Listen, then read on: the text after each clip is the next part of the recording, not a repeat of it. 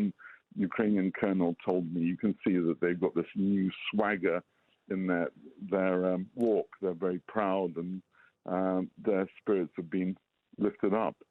Russia is digging trenches inside its territory in an attempt to stall Ukrainian attacks. Let's get the latest with reporter Askold Krushelnyky, who's in the border region of Sumy. Morning to you, Askold.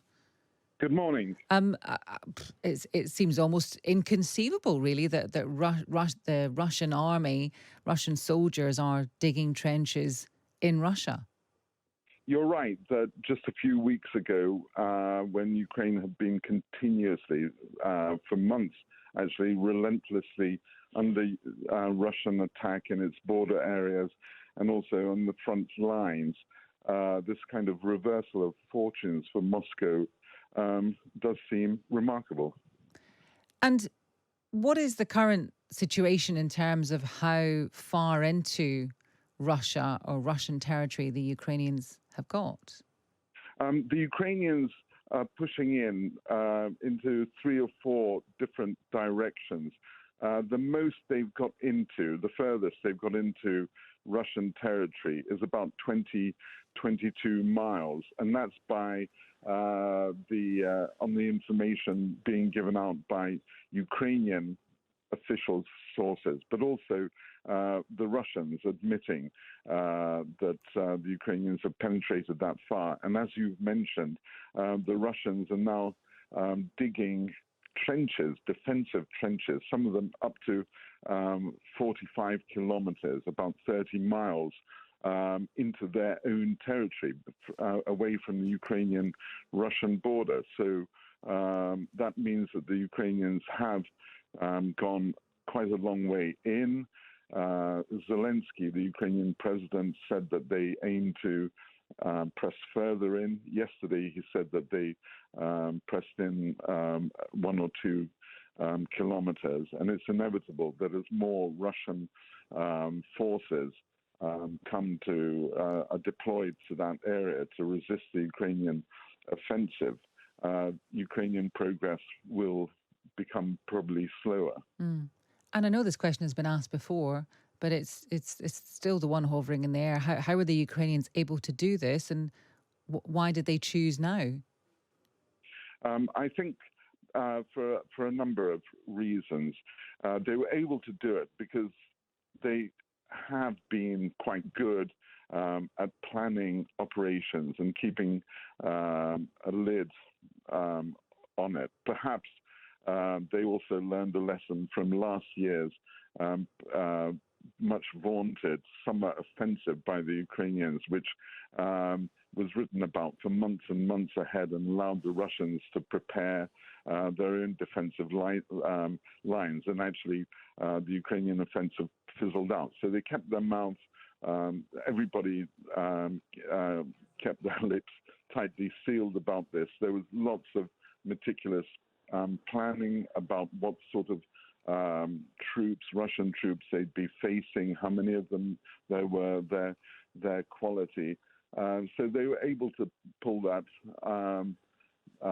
off very, very well. And why they've done it at this time, because, as I mentioned earlier, for months and months this year, they've been under the kosh from Russian attacks. And in Ukrainian military parlance, the Russians have had the initiative. They've chosen where they're going to hit the Ukrainians. The Ukrainians wanted to do this to seize back the battlefield initiative and also hopefully get the Russians to deploy some of their forces from other areas, eastern Ukraine, southeastern Ukraine, where they've been putting a lot of pressure on Ukrainian forces, which have been falling back gradually, sometimes only like 10 yards a day or 100 yards a day, but it's been an incessant forward move by the Russians, which depressed morale amongst the Ukrainians. This has lifted morale amongst the general Ukrainian population, but particularly amongst Ukrainian military personnel who now think their advancing forward. And one Ukrainian colonel told me, you can see that they've got this new swagger in their walk. They're very proud, and their spirits have been lifted up. And what does their kind of interim or initial success mean in terms of what gets sent to this area now? In other words, are there going to be more troops, more weaponry sent in there to try to make to try to get further than 22 miles, or to kind of shore up this particular success? Do we know what the Ukrainians are going to do basically to keep this going?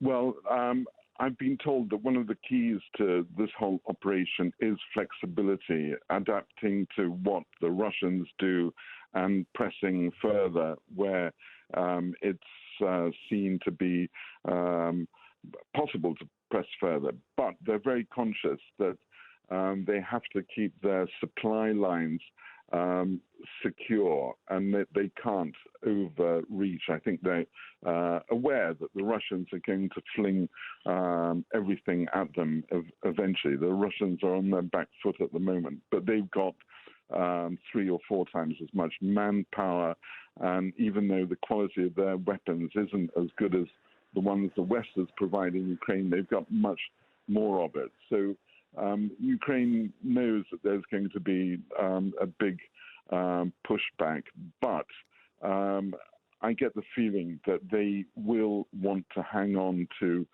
some territory, some Russian territory, because that means it'll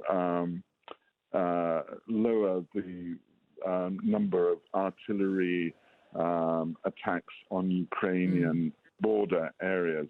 And also, they're talking about using occupied Russian territory as a bargaining point in any future real peace negotiations, although they now seem further off than they were before this Russian offensive began. Yes, Askold, thank you. Very interesting. That is Askold Krushelnyky. He is reporting from the border region of Sumy.